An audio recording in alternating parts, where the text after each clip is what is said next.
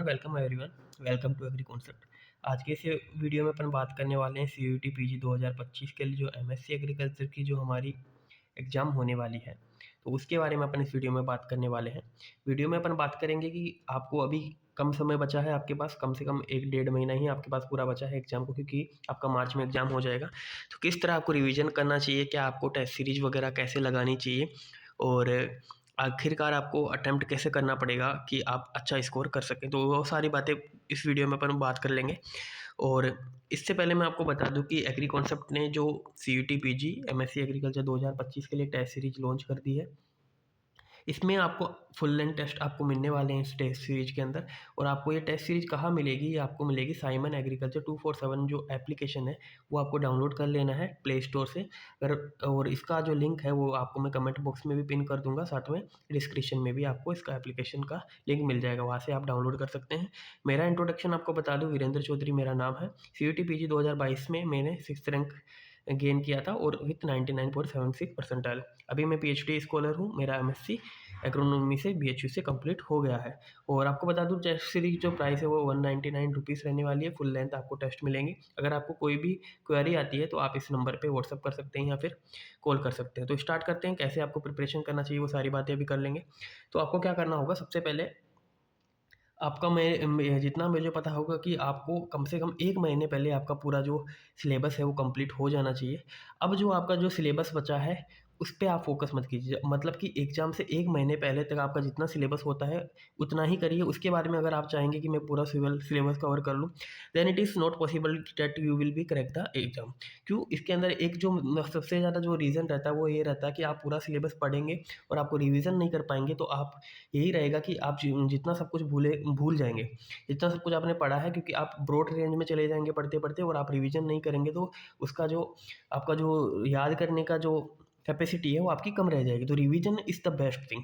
तो रिवीजन अगर आपको करना है तो मेबी मैं आपको कहूँगा कि आप 2 से 3 टाइम रिवीजन कर लीजिएगा एग्ज़ाम में जाने से पहले-पहले। अगर आपको अच्छी रैंक लेनी है, आपको बीएचयू में एडमिशन लेना है, तो आपको कम से कम 2 से 3 रिवीजन एग्ज़ाम में जाने से पहले करके जाने हैं, जितना मटेरियल आपने पढ़ा है। दूसरी बात आती है कि सर हम रिवीजन कैसे करें? रिवीजन करने का आपको मैं तरीका सबसे पहले बता दूँ। आपके पास लगभग सीयूईटी में 10 सब्जेक्ट्स होते हैं। यहाँ से इक्वल नंबर ऑफ क्वेश्चन आते हैं। 75 क्वेश्चन आपको एग्जाम में पूछे जाएंगे। उसमें से equal number of question her subject से आने वाले हैं। ऐसा कोई सब्जेक्ट नहीं है कि काफ़ी सारे स्टूडेंट सोचते हैं कि सर हम मेजर सब्जेक्ट पढ़े, एग्रोनॉमी, प्लांट ब्रीडिंग या फिर सॉइल साइंस वगैरह हम पढ़ेंगे तो वहाँ से ज़्यादा क्वेश्चन आएंगे। ऐसा कुछ भी नहीं है। आपका इक्वल नंबर ऑफ क्वेश्चन आने वाले हैं सभी सब्जेक्ट से, चाहे वो डेयरी हो, चाहे वो पैथोलॉजी हो, चाहे एक्सटेंशन हो, चाहे इकोनॉमिक्स हो, कोई सा भी सब्जेक्ट हो, सब में इक्वल नंबर ऑफ क्वेश्चन आने वाले हैं। तो आपको क्या करना है, जैसे माइनर सब्जेक्ट्स है तो उनमें मोस्टली आपको 1 या 1 से डेढ़ दिन में आप क्या कर सकते हैं, इसका रिवीजन कर सकते हैं। और जो आपका मेजर सब्जेक्ट्स में, इसमें मैक्सिमम आपको 2 से 3 दिन में आप उसको रिवीजन कर सकते हैं। कैसे रिवीजन करें? एक दिन में सर हम क्या 2-3 सब्जेक्ट का रिवीजन कर सकते हैं? ऐसा करोगे तो आप बिल्कुल कन्फ्यूज हो जाओगे, क्योंकि आप पहले थोड़ी सी प्लांट ब्रीडिंग पढ़ेंगे, फिर आप एक्सटेंशन पढ़ोगे, फिर इकोनॉमिक्स पढ़ोगे, फिर डेयरी पढ़ोगे, तो ये सब कुछ क्या हो जाएगा, मिक्स हो जाएगा। तो आपका क्या होगा, एफिशिएंसी इतनी अच्छी नहीं पाएगी, आप काफ़ी ज़्यादा कन्फ्यूज हो जाओगे। तो ऐसा करिएगा, आप जिस दिन रिवीजन करेंगे, तो जिस दिन रिवीजन करने बैठें तो पहले एक सब्जेक्ट का कंप्लीट रिवीजन करें, चाहे वो 1 दिन में हो, चाहे 2 दिन में हो, चाहे 3 दिन में हो। वो आपकी कैपेसिटी पे है, आप कितना जल्दी आपको गेन होता है। ऐसा नहीं है कि कोई बंदा 1 दिन में रिवीजन कर रहा है और आप कह रहे हो कि सर हमको तो 2 दिन में करना पड़ा, तो वो उसकी कैपेसिटी पे। कुछ लोगों को जल्दी याद होता है, कुछ लोगों को टाइम लगता है, कुछ लोगों ने अच्छी तरीके से पढ़ रखा है। जैसे कि सबसे जो बेस्ट तरीका है, जो अगर बच्चे कोई नोट्स से पढ़ते हैं, किसी ने अगर हैंड रिटन नोट्स बना रखे हैं अपने, तो वो काफ़ी जल्दी रिवीजन कर लेगा। वो 1 दिन में ही मेजर सब्जेक्ट का रिवीजन कर सकता है, अगर उसके पास हैंड रिटन नोट्स है। और अगर आप बुक से पढ़ रहे हैं तो आपको रिवीजन करने में ज़्यादा टाइम लगेगा, क्योंकि बुक्स के अंदर कंसाइज मटेरियल नहीं होता, नोट्स के अंदर कंसाइज मटेरियल होता है। और जो नोट्स के अंदर जो एफिशिएंसी है वो ज़्यादा निकल के आती है एज़ कम्पेयर टू बुक्स में। तो नोट्स अगर है तो आप जल्दी रिवीजन कर पाएंगे, और बुक है तो उसमें थोड़ा टाइम आपको लग सकता है। और आपको मैं बता दूं, अगर आप नोट्स से पढ़ रहे हैं तो आपको क्या करना है, रिवीजन करते टाइम, जैसे कि आपकी ये कॉपी होती है, इसके ऊपर एक मार्जिन होता है ये वाला। जैसे कि आपने यहाँ पे 10 चीज़ें, 10 डेफिनेशन लिखी, 10 डेफिनेशन आपने पढ़ ली, और पढ़ते समय आपको लगा कि 2 डेफिनेशन अभी भी ऐसी है कि आपको रिवीजन के टाइम में भी याद नहीं आ रही है, 8 डेफिनेशन आपको याद है। तो क्या करना, आपको ये 2 डेफिनेशन है, ये यहाँ पे जो मार्जिन है, टॉप मार्जिन आपकी कॉपी का रहने वाला है। अगर आप नोट से पढ़ रहे हैं तो यहाँ पे नोट कर लेनी है। और इनको कब पढ़ना है, जब आप एग्जाम देने जाओ उससे 4 से 5 दिन पहले ऊपर ऊपर ये चीज़ें पढ़ लेनी, क्योंकि ये सब चीज़ें जो 8 डेफिनेशन है वो तो वो आपको याद है, वो एग्जाम में आपको ऑप्शन देख के याद भी आ जाएगी। लेकिन ये 2 है वो नहीं आने वाली, इसलिए आपको टॉप प्रायोरिटी इनको देना है। तो इनको मैक्सिमम 2 बार ज़्यादा पढ़ना है और इनको इसके अंदर बीच में आप ढूँढ के बाद दोबारा पढ़ने की कोशिश करोगे तो काफ़ी समय चला जाएगा।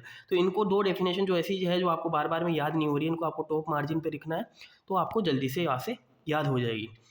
और इसके बाद में है टेस्ट की बात करते हैं। मोस्ट ऑफ द स्टूडेंट्स का क्या रहता है कि हम टेस्ट सीरीज़ कहाँ से लें, हम कितने टेस्ट लगाएँ। देखो मैं टेस्ट सबसे पहले आपको बता दूँ, टेस्ट आपको मिनिमम नंबर ऑफ टेस्ट रखने हैं, मतलब कि आपको 10 से 12 test are sufficient for your exam.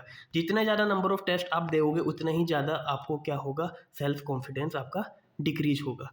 और टेस्ट होते हैं, टेस्ट देना है आपको, कैसे देना है टेस्ट, जैसे आप पूरा रिवीजन करोगे उसके बाद में ही टेस्ट देना। मोस्ट ऑफ द बच्चे क्या करते हैं, रिवीजन होता नहीं है, कोर्स होता नहीं है, वो टेस्ट देने लग जाते हैं। टेस्ट में उनके आते हैं नंबर कम, फिर उनका क्या होता है, डीमोटिवेशन हो जाता है, उनको लगता है कि हमारा सिलेक्शन नहीं हो पाएगा। जब आप पढ़ के ही टेस्ट नहीं दे रहे हो तो कैसा आपका सिलेक्शन होगा। तो आपको क्या करना है, पहले पूरा सिलेबस करना है, रिविजन करना है, उसके बाद में टेस्ट देना। डेली टेस्ट आपको नहीं देना है, एग्जाम से 1 महीने पहले आपको टेस्ट लगाना है।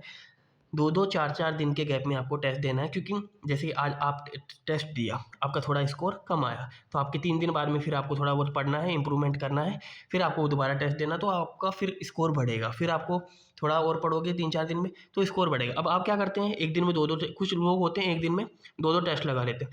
2-2 टेस्ट लगाओगे, आपने पढ़ाई की नहीं, तो आपका क्या है, एफिशिएंसी तो उतनी ही आने वाली है, टेस्ट में नंबर कम आएगा। फिर आप सोचोगे मेरे तो पहले नंबर टेस्ट में भी जो मार्क्स है वो कम आए हैं, सेकंड नंबर में भी कम आए हैं, फिर कल दोगे उसमें भी कम आएंगे। तो आप पढ़ोगे नहीं, पहले बीच में आप अपने आप को टाइम दो, उसमें पढ़ो, फिर आप टेस्ट को लो। नंबर ऑफ टेस्ट 10 से 12 टेस्ट मोर देन इनफ, इससे ज़्यादा आपको टेस्ट नहीं देना है। और अगर आप चाहो तो आप डेली बेसिस पे टेलीग्राम पे काफ़ी सारे चैनल्स है, वहाँ पे क्या कर सकते हो, अपने क्वेश्चंस लगा सकते हो, और आपको जो क्वेश्चन गलत हो रहे हैं उनको कॉपी में नोट डाउन कर लीजिए, उनको भी रिवाइज कर लीजिए, मे बी वहाँ से भी कोई क्वेश्चन आ सकता है। तो टेलीग्राम पे आप क्वेश्चन कर सकते हो, क्विज वगैरह काफ़ी सारे चैनल्स पे अपलोड होती है, वो कर सकते हो। लेकिन जब आप फुल लेंथ टेस्ट दे रहे हो तो आपको टाइम का भी ध्यान रखना है, सारी चीज़ों का ध्यान रखना है, और 3 से 4 दिन के गैप में आपको क्या करना है, टेस्ट अटैम्प्ट करना है। 10 से 12 फुल लेंथ टेस्ट आपके लिए सफिशिएंट है, मोर देन इनफ है। अब क्या करना है, टेस्ट में से भी कई बार ऐसा होता है, कई बार क्वेश्चन टेस्ट सीरीज में से भी आ जाता है, या कुछ इंपॉर्टेंट क्वेश्चन होते हैं टेस्ट सीरीज में। तो आपको क्या करना है, टेस्ट में 2 क्वेश्चन आपके गलत हो रहे हैं, उन क्वेश्चन को क्या करना है, आपको एक नोटबुक लेनी है और उस नोटबुक में आपको उनको लिख लेना है, और लिख के आपको देखना है, उनको रिवाइज कर लेना है बार बार में, मे बी वहाँ से कोई क्वेश्चन आ जाए, या फिर ऐसा कोई टॉपिक जिसका क्वेश्चन आपका गलत हुआ, उस टॉपिक को आपने अच्छे से कवर नहीं किया, तो आप उस टॉपिक को जाके एक बार अच्छे से कवर कर लीजिए, ताकि उस टॉपिक से इसके अलावा और कोई क्वेश्चन बनता है तो आप उसको भी करेक्ट कर सकें। तो ये सारी चीज़ें रहने वाली है। रिवीजन बेसिस पे आपको मैंने बता दिया, रिवीजन आपको एक बार में एक सब्जेक्ट को पकड़ना है, वो कंप्लीट हो जाए, फिर नेक्स्ट सब्जेक्ट को पकड़ना है। फिर तो मैक्सिमम मेरे को लगता है कि 10 सब्जेक्ट आप 15 से 16 दिन में आप पूरा रिवीजन कर सकते हैं आराम से। तो आप 1 महीने पहले रिवीजन करते हैं तो आपका 2 बार रिवीजन हो जाएगा, और 1.5 महीने पहले करते हैं तो आपका 3 बार रिवीजन हो जाएगा। वो आपके ऊपर डिपेंड है कि आपका सिलेबस कितना कंप्लीट हुआ है।